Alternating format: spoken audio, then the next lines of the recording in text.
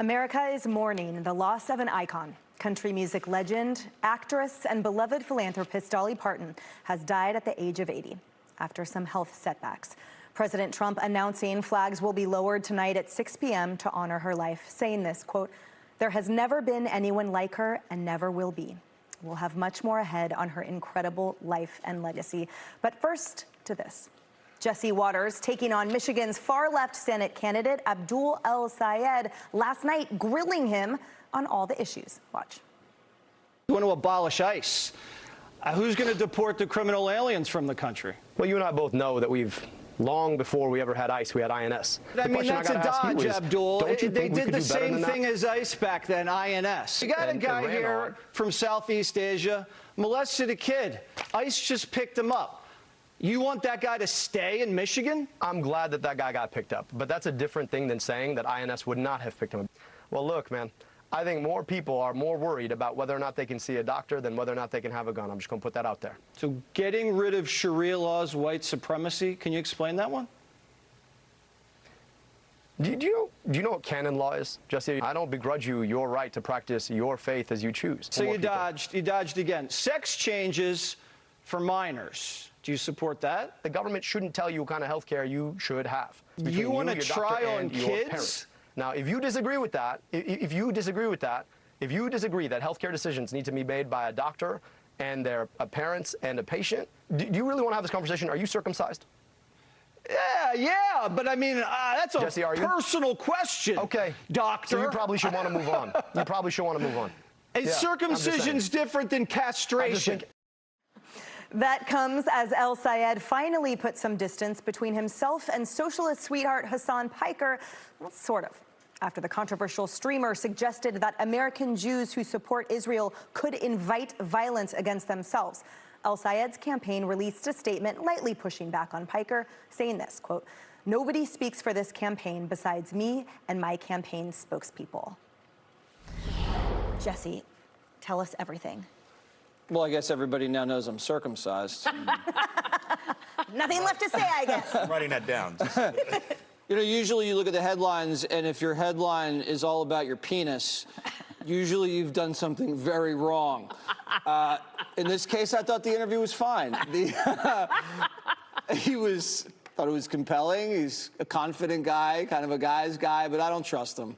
You know, I like him. I don't want to like him. I like him for some stupid reason, but he's not right for Michigan. He wouldn't take a stand on anything. I asked him about boys and girls sports, Green New Deal, reparations. He's on the record as backing all this, and he just dodges and wasn't prepared, like didn't do his homework, didn't know how many illegals were here, didn't know the federal budget, didn't know how much Medicare for all costs. But he does not usually sound like a politician. That's probably why he won that primary. But last night he did, and I expected more. But he wants to come back. I don't know why he wants to come back. He wants to do it in studio. I'm happy to have him in studio, but he's had 3 days in a row of really bad press. So if this guy wants to win that state, he needs to get his standing together and try to settle things down, because right now it's whoosh, going down. Jesse, identifying massive flaws in that interview, Harold, and many critics looking at that saying sort of, you know, he would peak as a mayor of a town, that's not a Senate candidate quality type of policy defense or articulation, and especially not with any kind of preparation or reading of the issues. So congratulations. Thank you. Good to be back. I thought you did a great job last night. He's evolving and maturing as a candidate. As a political athlete. I do. I think Jesse's point about it was hard not to like him. I don't agree with him on a lot of things, and I thought he missed an opportunity. He being the Dr. El-Sayed here, Abdul missed an opportunity to say, Hassan Piker, let me speak for my campaign and for myself. We do not associate. We do not align with. In fact, we disagree with many of the positions he has, and particularly the most violent and obnoxious and reprehensible about the state of Israel and Jewish people.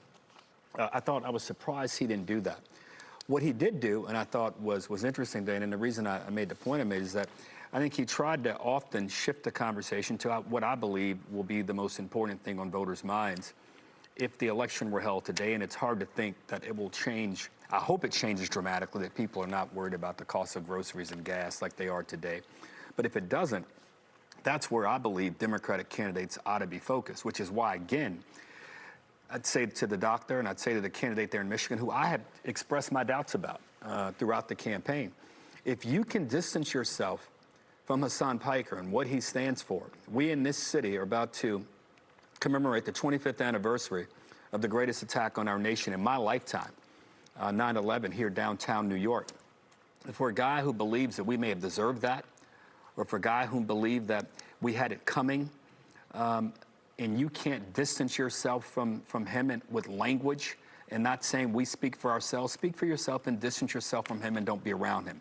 If you do that, I think it'll be easier for voters in Michigan, and for that matter, voters across the country, to listen to you, listen more credibly and seriously to some of your ideas. Now, I do think Medicare for all costs too much. I do think some of the ideas DSA has, simply with a $40 trillion debt, and Democrats and Republicans are to blame for this. And I might add, if we want to be fair, we've seen the greatest growth in our debt rate over the last few years with President Trump in office. But this is a Democrat-Republican problem, and we're not going to solve it by simply adding more and more to it. So kudos on the interview. Thank you. Dana. Well, I don't think he's matured as a candidate. I think that he skated through on the primary and got through, partly because he doesn't sound like a politician. But every time Jesse asked him something, he said, "You're not asking me about the things that people are asking me about." And the reason is because he doesn't go to anything that where people don't totally agree with him. Like all the Bernie Sanders events, yeah, they agree with you, but you're not running against them in the general election. You're not running against Jesse Waters in the general election. You're running against Mike Rogers. He says, we'll see if there's a debate. I guess he was questioning that. But he was running against him. So he's on the wrong side. About 70 to 80% of Americans disagree with most of the things that he says he is for. And I didn't see anything last night that made me think, wow, he is really appealing to independent women in Michigan tonight. Wow, that is great. He's a bro. And that might work with some of the bros, fine. But when you start to get to, like, if he ever actually had to answer a question rather than, like, turning it around, like, are you circumcised? Like, are you kidding me? And also... I am, by the way, too. That's good to know. Since that question is out on the table. Well, Greg will speak here in a moment if he wants. But nobody is asking you the questions that matter to people because you are in this bubble wrap of the Bernie Sanders thing. So I don't actually think he's maturing as a candidate, because if he was, he wouldn't have been able to hit all of those out of the park. On the populist language that we've even heard from some people on the right now, like taxing the rich, some of that, I would say, yeah, that would probably play pretty well on the campaign trail. But when he said, for example, don't you think that you're going to want to keep your doctor? Yes, that's what we've been fighting about. And in fact, your wife doesn't take Medicare, doesn't take insurance. Will she take Medicare for all patients? All of a sudden, you guys are going to take Medicare for all patients. Plus, they have investments. The whole thing about you're not earning money based on the fruit of your labors. But you have investment. He has a second home in Dubai. I'm assuming that's because you want to have an investment. And are you working on the house? No, you're getting money from the house appreciating, and possibly you're renting it out. I don't know. So, again, he's not running against Jesse or against the bros in the Bernie sector. He is running against Mike Rogers, and it is going to be the Senate race to watch. I do hope that he comes back, because Lake Michigan, I want to hear more about windmills. Yeah. On Lake Michigan, I want to hear about getting rid of the Second Amendment, and I want to know if he thinks Enes Kanter Freedom should play for the WNBA. Greg, Harold called him a political athlete. I say he was developing. An athletic supporter. I want to make sure Dana knows, I'm not saying he's there. I don't mean to interrupt Greg, but I don't think he's there. But he was better than I thought he was going to be. Well, okay. Well, first of all, I mean, let's give credit where credit is due. I know that he's an obnoxious blowhard nobody likes, especially on this network, yet this self-obsessed a-hole did come on Fox and did 10 minutes with Abdul El-Sayed. But